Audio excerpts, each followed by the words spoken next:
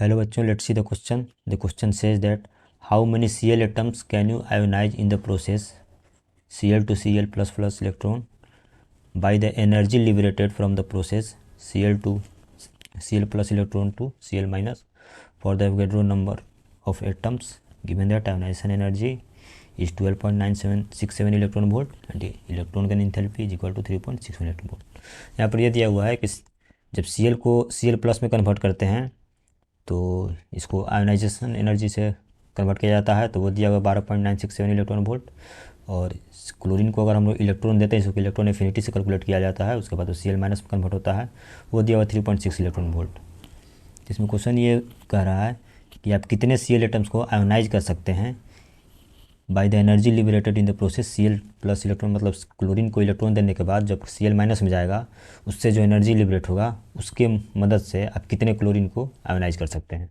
ठीक है, वही हम लोग कैलकुलेट करना है। तो यहाँ पर जो की कंसेप्ट है उसको हम लोग देख लेते हैं क्या यूज होगा। की concept, okay. Now ionization potential is the energy required to remove electron, energy required to remove electron.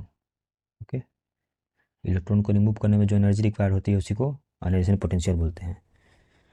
Electron from कहाँ से, the outermost shell. Okay, outermost shell से इलेक्ट्रॉन निकालने में जो एनर्जी खर्च होती है उसी को आयोनाइजेशन पोटेंशियल बोलते हैं। तो यहाँ पर इलेक्ट्रॉन निकाला जा रहा है, मतलब ट्रांजिशन किस तरह से होगा, Cl to Cl plus plus electron. तो इसमें यहाँ पर आयोनाइजेशन एनर्जी कितना दिया हुआ है, 12.967 इलेक्ट्रॉन वोल्ट। ओके, और दूसरा क्या होता है, इलेक्ट्रॉन एफिनिटी,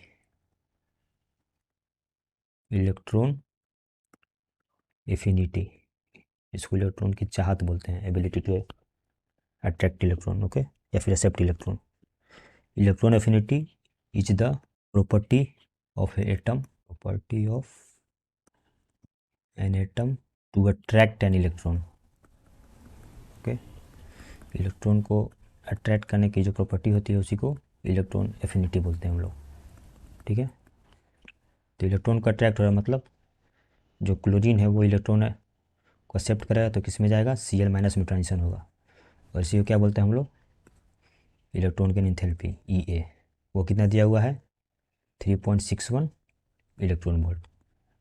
ओके, तो यहाँ पर जो हम लोग क्वेश्चन दिया हुआ है वो क्या दिया हुआ है कि जो इलेक्ट्रॉन एफिनिटी से जो एनर्जी रिलीज होगा उससे हम लोग क्या कराना है, इलेक्ट्रॉन को एक्सेप्ट करवाना है। तो उसमें कितने इलेक्ट्रॉन को हम एक्सेप्ट करवा पाएंगे वो हम लोग को निकालना है। ठीक है, तो उसके बारे में हम लोग लिखें, hence moles of Cl atoms can be ionised, can be ionised. Okay, कितने Cl एटम आयोनाइज होंगे। ठीक है, तो वो किस चीज़ पर डिपेंड करेगा, कितना एनर्जी लिबरेट हो रहा है। तो एनर्जी लिबरेट हो रहा है आपका 3.61 इलेक्ट्रॉन वोल्ट, और एनर्जी चाहिए कितना, 12.967 इलेक्ट्रॉन वोल्ट। ठीक है, तो इससे इसको डिवाइड कर देंगे,